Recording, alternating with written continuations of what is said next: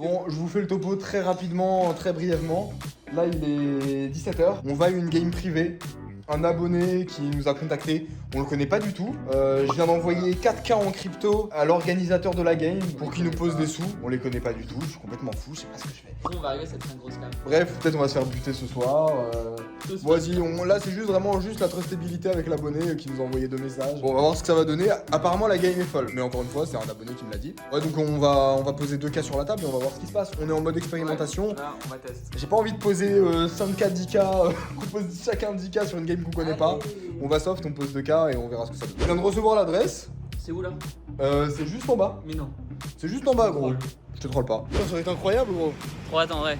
S'il y a une game, si c'est pas tout ça n'est pas qu'une vague conspiration et arnaque. Ce serait fou quand même. Ça serait- Putain, ça fait littéralement 2 minutes qu'on marche, je crois, et on est déjà arrivé. Si je Ouais, dis pas de bêtises. c'est la game juste en bas de la maison, c'est super. Ça, en vrai, la game privée à domicile, Ça, c'est génial. franchement, c'est nice de fou. On est arrivé au lieu de rendez-vous. Mais c'est complètement un. On est dans un café. C'est complètement un café. Bastien il m'a Mais. dit je descends, ça fait 4 minutes qu'il m'a dit je descends, il a pas de Bastien. Conclusion, c'est un scam. C'est un scam. Non mais c'est un scam, je le savais. Moins 4K. Je suis là. Bizarre Bastien. Bizarre. Allez, Ok, voilà, on a vu, Bastien, on l'a vu, on l'a vu, on l'a vu.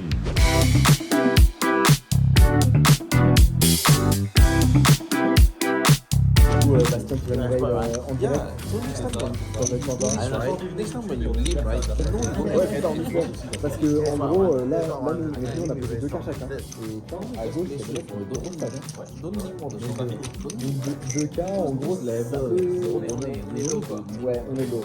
Après, je pense que tu peux recadrer avec un peu. Donc, il y a moyen que ça fasse des grosses lignes aujourd'hui. Et on va voir ce qu'il y a aujourd'hui. Du coup, il y a Bastien qui nous a dit que une game, en gros, sur de la 2-4, ça vaut des fois des stacks à 20K euros.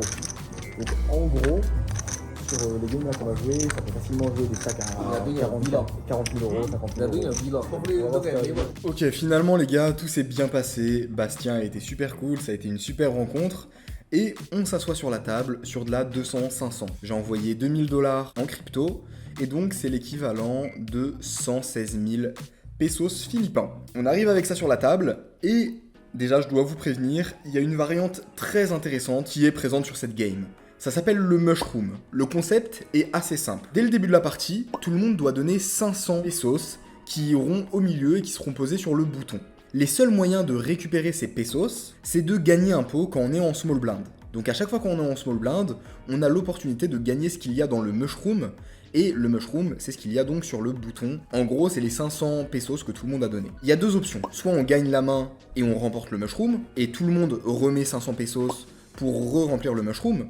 Soit on perd la main, et donc ce qui se passe, c'est qu'on doit donner 1000 pesos et les rajouter dans le mushroom. En gros, à chaque fois qu'un joueur en small blind perd un coup, il doit mettre 1000 au milieu, et donc ça fait que sur un tour, il y a 9000 qui sont mis. Pour faire simple, des fois les mushrooms ils montent très haut, et en plus ça va rendre les games hyper agressives parce que les joueurs en small blind vont vraiment se battre pour récupérer le mushroom. J'espère que mon explication a été claire, dans tous les cas vous allez le voir en pratique juste après. On m'a annoncé que ce soir les tables allaient être assez particulières. Bastien m'a dit qu'il y avait des gros dégènes.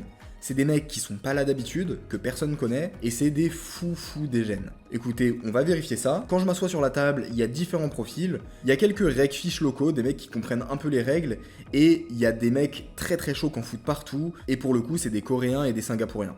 Et aussi sur la table, il y a quelques regs européens, dont un reg allemand, et vous allez voir, on va avoir un spot très intéressant contre lui. J'ai Dame 9 suité en small blind, lui il est au cutoff et il décide de relancer 1500. Directement je décide de relancer 6500 pesos, étant donné que si je gagne le mushroom et s'il fold préflop, ben je gagne beaucoup d'argent. Là-dessus le cutoff décide de call et on se retrouve en heads up sur un flop valet 9-3 avec mon tirage couleur. J'ai un tirage couleur plus un tirage ventral, et donc j'ai une main qui a pas mal de potentiel. En plus de ça, encore une fois, si je remporte le pot, je gagne pas mal d'argent, et donc je décide de miser en bluff, et je bet 6500 pesos. Là-dessus, il hésite un moment, puis il décide de call. Turn tombe un 7 qui nous fait rentrer la flush, et là, c'est vraiment magnifique. Je dois vous dire un peu ce que je pense du profil. En réalité, je vois un peu ça comme les regs étrangers qui jouent au Mexique. En général, quand il y a des Européens qui jouent dans des pays étrangers, c'est assez souvent des joueurs assez tight. En plus de ça, c'était un étudiant, donc je vois bien le mec qui va jouer très tight, jouer que les nuts pour essayer de gagner de l'argent sur les tables. Parce qu'en réalité, c'est un jeu assez simple à s'approprier et qui va toujours faire de l'argent sur ce genre de table. De plus, on m'a donné l'information que c'était un reg, et donc j'estime qu'il va jouer de manière assez standard. Mais pour le coup, dans ce spot, j'ai une main très forte, et j'estime que je peux quand même représenter pas mal de bluffs, étant donné qu'il y a le mushroom, et donc je décide directement de miser bien cher, pour prendre un maximum de value. Et je décide de miser 17 000 pesos directement. Là-dessus, il décide de call, et on se retrouve sur la river, qui est un 4, qui fait rentrer la 4 flush malheureusement.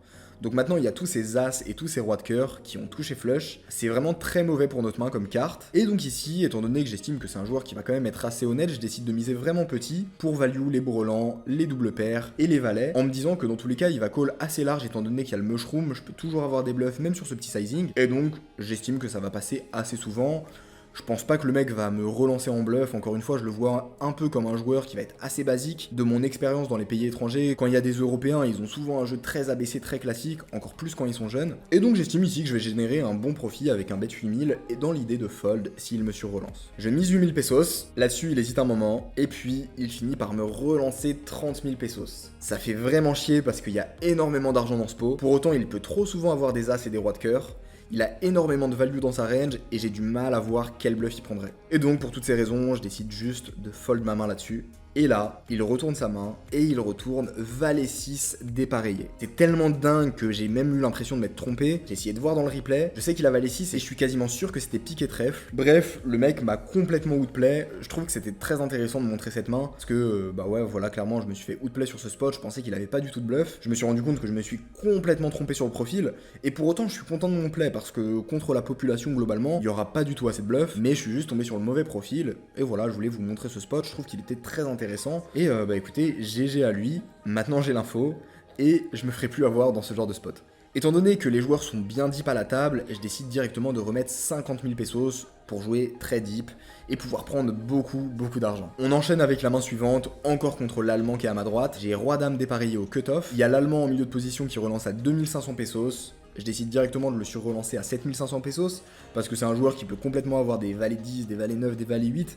En fait, ça a pas l'air d'être trop un reg. Dans tous les cas, pour open call valet 6, au final, il est assez dégène, et même quand je vois ses plays globalement, je suis pas vraiment sûr que ça soit un reg. Pour autant, ce qui est assez marrant, c'est que c'est un joueur qui est vraiment intelligent, qui comprend le jeu, mais je dirais qu'il a un gros manque de discipline, et qui va forcément l'empêcher d'atteindre des bons résultats et d'être gagnant. Exemple simple, mais il prenait des bières à la table, ce qui est évidemment très déconseillé. Et ouais, je pense que c'est un mec qui est très intelligent, qui comprend le jeu, le problème c'est qu'il se repose trop sur ça, et donc il manque de discipline, il manque de sérieux, et au final, moi, ça va l'amener à des très mauvais résultats. Bref, je le surrelance à 7500 pesos, il décide de call, et on se retrouve en heads up sur un flop dame 9-4 avec un tirage couleur. On touche une bonne top pair, c'est assez cool contre lui, et donc je décide directement de miser en value à 7500 pesos. En plus de ça, on a vu qu'il était très calling station, parce qu'il avait call un parpaing avec juste une paire faible dans l'autre spot, et donc ici, j'estime que je vais pouvoir bien value. On se retrouve sur la turn, c'est un 10 qui rentre un double tirage couleur, et ici c'est assez intéressant parce qu'on pourrait se dire que je peux value, mais en réalité, étant donné que c'est un joueur qui réfléchit, j'estime que je vais avoir beaucoup plus de value en checkant, pour vraiment rien représenter sur ce double flush draw, et en mettant un gros parpaing à la river, et qu'avec une main comme 7-7-8-8, ils disent what the fuck ça rep rien, et étant donné que c'est un joueur qui manque de discipline, il va faire des calls vraiment dégueulasses. En plus de ça, il va pouvoir aussi transformer ses mains en bluff directement, alors qu'en vrai, si je mise à la turn, je pense quand même qu'il va les fold. Donc j'estime que je vais avoir plus de value en ayant une line de bet check bet que bet bet check ou bet bet bet. Je check, river ça tombe un 5 de cœur qui fait rentrer la backdoor flush, mais on a un bloqueur donc c'est plutôt cool. Et là, il décide de miser assez cher, il mise 22 500 pesos. Bon, dans tous les cas, on a une très bonne main, on bloque les quintes, on bloque les flushs, on a presque une main qu'on pourrait transformer en bluff pour faire all-in, mais encore une fois, c'est un joueur qui manque un peu trop de discipline, j'ai pas l'impression qu'il va faire des gros folds, et donc, l'option ici, ça va plutôt être de just call, il a énormément de bluff, je pense pas qu'il ait trop de value cut, je pense que ma main, au final, c'est un bluff catcher, mais je bloque beaucoup de nuts, et il a plein de bluffs dans sa range, donc j'ai un call qui est assez facile. Je call, et malheureusement, il a roi valet de trèfle, il a touché la quinte à la turn. En réalité, ça va, on a évité le pire, mais bon, ça run pas très bien pour cette première session dans cette partie privée. On est déjà down de plus de 90 000 pesos, ce qui fait environ 1600-1700 $. Donc voilà, bon ça va. Pour rattraper, il y a Hugo qui print vraiment bien. Il a un spot où il a As-Roi en grosse blinde. Il y a la grosse baleine de la table qui limp en début de parole. Il y a un joueur récréatif qui colle en milieu de position. Le joueur au cutoff relance à 13 000 pesos et Hugo décide de relancer à 12 000 pesos avec As-Roi en grosse blinde. Le joueur au cutoff décide de call les 12 000, il se retrouve en heads up sur un flop As-9-3. Sur ce flop, Hugo décide de check et l'adversaire décide de miser 15 000 pesos. Je trouve que c'est très bien joué de la part d'Hugo parce que le mec va avoir énormément de bluff. C'est un mec qui est vraiment très aggro, vous allez le voir, je vais avoir des coups contre lui par la suite. Et en plus de ça, dès qu'on a vu que les mecs étaient très aggro et tout, avec Hugo on s'est dit ok on va devenir hyper calling station et beaucoup trap parce que les mecs font vraiment trop de bluff sur cette table. C'est une table qui est vraiment beaucoup trop active. Donc très bien joué de la part d'Hugo le check. Face à ça, il y a l'adversaire qui mise 15 000 pesos. Hugo continue à call. Il se retrouve toujours en heads up sur la turn qui est un 4. Hugo décide de continuer à check. Et l'adversaire cette fois-ci mise 25 000 pesos. À ce moment-là, Hugo décide de faire all-in avec As-Roi pour 63 000 pesos, c'est-à-dire la totalité de son stack.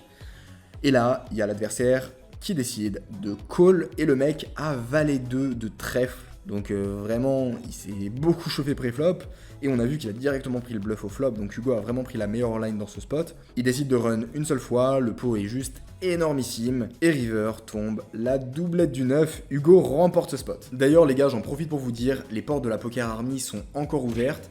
Et donc, si vous voulez profiter des méthodes qui ont permis à Hugo justement d'améliorer son jeu et d'atteindre les résultats qu'il a actuellement, eh bien le lien il est en description. Prenez le temps d'aller checker en description. On est parti pour la suite de la session.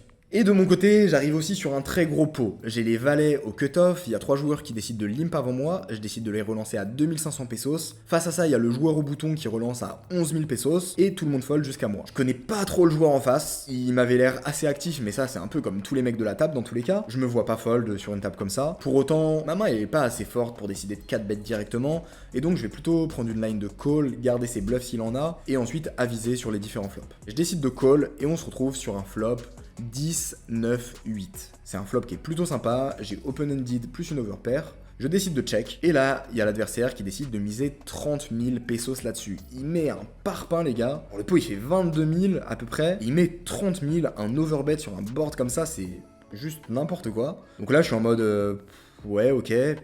Il peut avoir vraiment beaucoup de mains fortes, mais en même temps... tellement chelou comme sizing. Honnêtement, je suis juste en mode, je suis contre des dégènes. Il nous reste plus grand chose derrière, donc bah écoutez, on a open-ended, on a overpair. Je suis contre une table de full dégène. Je me vois pas fold ici, donc dans tous les cas, on y est. Je décide de faire all-in, je mets ce qui reste au milieu, et là il me snap call. Je me dis que ça pue pour moi, je lui demande s'il veut run 2 fois, il me dit qu'on run 2 fois, je retourne ma paire de valets, et il retourne 10 et 5 de trèfle. What the fuck? Le mec est parti en couille complet. Franchement, son 3 bêtes pré-flop, déjà il est chaud. Mais son overbet au flop sur ce flop, genre presque il me fait fold mes paires de valets. Franchement, je crois que j'ai une paire de dames ici, je fold quoi. Enfin, indécent son play. Genre vraiment, j'ai rien compris. Bref, on espère que ça va bien se passer. Si j'y gagne ce coup, je repasse break-even sur la session. Tombe la première turn, puis la première river et ça passe. Allez, il faut juste que la deuxième passe, faut pas qu'il touche un 10, faut pas qu'il touche un 5. La turn tient. Et la deuxième river tient. Au final, on remporte ce pot qui est assez énorme, assez massif. Et malgré tous mes spots de merde du début, et ben je repasse quasiment break-even sur la session. Je suis down de 200-300 euros, mais rien de très méchant. Et là, je me rends compte que putain, à cause du mushroom où je fous 500 balles à chaque fois que quelqu'un gagne en small blind et que je passe 1000 balles à chaque fois que je perds la small blind, les gars, je suis en train de perdre une tonne. Genre, avec Hugo, on a compté, mais on a dû perdre autour de 40 000, 50 000 juste sur le mushroom. Et le problème, c'est que plein de fois, je fais des calls hyper larges en small blind pour essayer de récupérer le mushroom, sauf que la plupart du temps je touche pas le flop, et donc j'investis 4000, 5000, 4000, 5000 pour gagner le mushroom qui est à 20 000, 25 000, donc en soi c'est rentable, mais ça coûte une tonne d'argent, et donc ça rajoute énormément de variance. On arrive dans ce spot où j'ai valet 5 dépareillé en small blind, il y a 4 joueurs qui call avant moi, et en fait je suis obligé de call ici parce qu'il y a le mushroom qui fait 7k5, et donc moi j'ai juste à rajouter 300 pour aller voir le flop, donc c'est complètement rentable. Au final la grosse blind check, et on se retrouve à 6 sur un flop As valet 9 avec un tirage couleur. Et je décide de check, et là il y a le joueur UTG qui décide de miser 2000. Tout le monde fold jusqu'à moi, et encore une fois je suis un peu obligé de call ici parce que de temps en temps il va avoir des bluffs, et surtout je peux aller toucher un valet ou un 5 pour gagner le pot, et ça va être hyper rentable en réalité parce que à chaque fois que je vais gagner le pot, je vais récupérer les 7k5, et donc j'ai des très bonnes cotes ici pour aller call, pour battre des bluffs, et pour aller toucher des mains meilleures. Je call, on se retrouve en heads up et turn tombe un 4, je décide de check, il décide également de check, ce qui est plutôt cool. River tombe un 2, malheureusement on touche pas grand chose non plus. J'hésite à transformer en bluff, mais en vrai je vais rien faire fold de mieux parce que y a le mushroom, donc le mec sait que je vais vouloir bluffer les pots et voler les pots, et donc je décide juste de checker et d'abandonner. Il décide aussi de check, je retourne valet 5 et on gagne le premier mushroom. Franchement j'ai dû perdre 40 000, 50 000 pesos pour gagner ces 7500 pesos du mushroom, mais bon je pense que mes plays étaient ok mathématiquement avec le mushroom. Une session bien agitée et on arrive sur un pot qui est complètement what the fuck, et vous allez comprendre pourquoi la table elle est très chaude. J'ai une paire de 7 en début de parole, J'ai un limp qui est assez standard, je vais pas avoir d'open sur des tables aussi agressives en début de parole. Là, il y a le joueur UTG plus 1 qui relance à 3000 pesos, le joueur en milieu de position call, le bouton call, et donc je décide de call. Surtout qu'on est bien deep, si je touche un 7, je vais faire beaucoup de dégâts. On se retrouve à 4 sur un flop 6-4-3 avec un tirage couleur. Ici, je décide de check, et il y a le joueur UTG plus 1 qui décide de miser 5000 pesos. Les joueurs en milieu de position et bouton call, et ici je décide de call, j'ai des assez bonnes cotes. Ma main est souvent assez bonne parce qu'en réalité, les joueurs en milieu de position et bouton, s'ils avaient une main meilleure que la mienne, ils auraient sûrement raise, et donc le seul joueur qui peut avoir des mains qui me battent, c'est le joueur UTG, mais c'est un joueur qui est pas mal actif, donc il peut aussi avoir des mains complètement what the fuck. Au final, on se retrouve toujours à 4 sur la turn qui est un 8, je décide de check, c'est pas vraiment une bonne carte pour moi, parce que maintenant ils peuvent avoir touché des 8 un peu random, je décide de check, tout le monde check, et on se retrouve sur la river qui tombe un 7 qui rentre la force straight. Ici, ils peuvent avoir énormément de 5 dans leur range, et donc je décide de check assez naturellement dans le plan de fold contre la plupart. Au final, le joueur UTG plus 1 décide de check, le joueur en milieu de position décide aussi de check, et c'est au bouton de parler. De son côté, il décide de miser 22 000 pesos contre 4 joueurs. Ce qui est intéressant dans ce spot, c'est que c'est à moi de parler, mais en réalité, j'ai pas vraiment peur des joueurs en milieu de position et en UTG plus 1, parce que s'ils avaient un 5, ils auraient toujours repris le lead pour prendre de la value. Et donc ici, en réalité, je suis juste contre le joueur en bouton. Et pour autant, il peut complètement avoir des 5, mais il peut aussi avoir énormément de bluffs. Et en vrai, le pot est conséquent, j'ai pas besoin d'être bon très souvent pour avoir un call profitable. Et donc ici, j'estime que j'ai un call qui va mass print, parce que le mec a pas non plus énormément de 5 dans sa range, il peut avoir énormément de bluffs, c'est un joueur bien agressif, on est sur une table qui est vraiment chaude, le mec peut transformer plein de paires en bluff dans ce spot, et donc pour moi il a beaucoup trop de bluffs par rapport à ses quelques values, j'ai des cotes qui sont très bonnes, et pour ces raisons, je décide de faire un call un peu what the fuck, mais pour moi c'est la bonne option sur cette table, je call, les autres joueurs fold, il fait une grimace, et il retourne à 6 dépareillé, effectivement il avait transformé une paire de 6 en bluff, on remonte à fond sur ce gros pot, et on repasse environ break-even sur la session. C'est vraiment intense, ça va dans tous les sens, c'est les montagnes russes, mais bon, c'est ce qu'on aime au poker. On arrive sur le dernier spot décisif de cette session.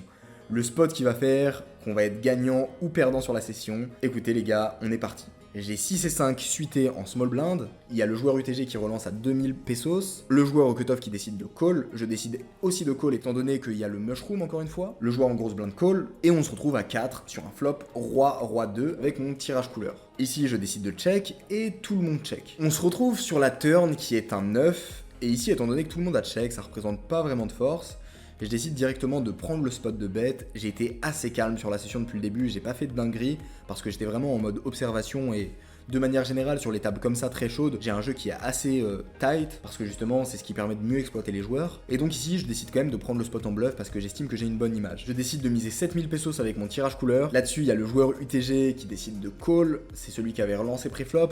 Et c'est un joueur mais vraiment un fou furieux. Genre il a fait des grosses dingueries, mais pour autant j'estime qu'il va quand même respecter mes mises étant donné que je suis assez sérieux. Mais pour autant j'en sais trop rien parce que j'étais assez sérieux, mais il y a quand même un mec qui m'a 3 bêtes 10 et 5 suités et qui m'a envoyé un parpaing overbet sur un flop 18-9, donc j'en sais rien. Enfin bref, il y a ce joueur qui call et river tombe un as qui fait rentrer ma couleur. C'est une excellente carte parce que clairement il peut avoir des auteurs as dans sa range, il peut complètement avoir des mains comme as-valet, comme as-dame, même As-10 peut-être, et en même temps, moi je touche ma flush, donc je vais avoir énormément de value sur ce run-out. Je décide directement de miser 16 000 pesos pour bien value les As, value les quelques rois qu'il aurait pu check au flop en trap, value des mains comme Valet-Valet, 10-10, Dame-Dame que ce joueur peut complètement call parce qu'il ne croit pas et parce qu'il pense que je vole le mushroom.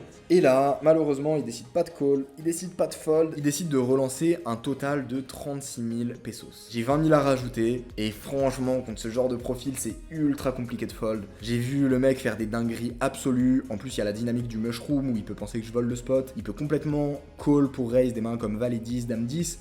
En fait, ce qu'il faut voir, c'est que les mecs défendent le mushroom. Parce que si le mushroom grossit et que je le gagne, bah du coup après on se retrouve sur un petit mushroom. Alors que quand je ne gagne pas le mushroom, et bah je fais encore grossir le mushroom et eux potentiellement plus tard ils peuvent le récupérer. Donc les mecs se battent très souvent pour gagner le mushroom. C'est pour ça qu'en vrai à la turn, j'aurais presque pu ne pas bet, parce qu'en réalité je vais toujours être trop call pour me faire bluff. Et donc ici pour moi il peut avoir trop de bluff, il peut avoir trop de mains comme Valet 10, Dame 10 qui se disent juste allez go raise, je fais fold des bluffs. Donc ici dans tous les cas je me vois pas fold, je décide de call et malheureusement il retourne un full. Il avait une paire de 9 en main. C'était une game qui était assez difficile parce que j'ai eu un run qui était vraiment pas ouf, je pouvais pas vraiment voler beaucoup de petits pots parce que c'est ultra agressif.